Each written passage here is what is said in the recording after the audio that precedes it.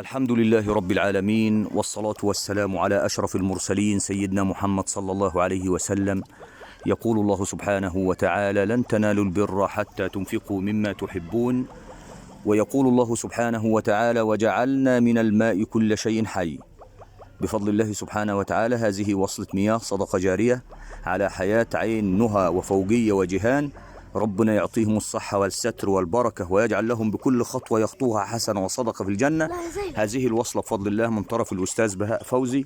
يا رب في هذا اليوم العظيم، في هذا اليوم الكريم الذي ترفع فيه الأعمال إلى الله سبحانه وتعالى، تقبل منهم يا رب. اجعلهم في سدر مخضود وطلح منضود وظل ممدود وماء مسكوب وفاكهة كثيرة لا مقطوعة ولا ممنوعة وفرش مرفوعة يا رب في هذا اليوم الكريم. كما سقوا هذه الأسرة الفقيرة، اسقهم من حوض النبي محمد صلى الله عليه وسلم شربة هنيئة مريئة لا يظمؤون بعدها أبدا. تقبل يا رب منهم، تقبل يا رب منهم، تقبل يا رب منهم. بفضل الله هذه الوصلة على حياة عين نهى وفوقية وجهان. بارك الله فيهم وتقبل الله منهم صالح الأعمال، وجعل الله لهم يا رب بكل قطرة مياه حسنة في الجنة. آمين يا رب.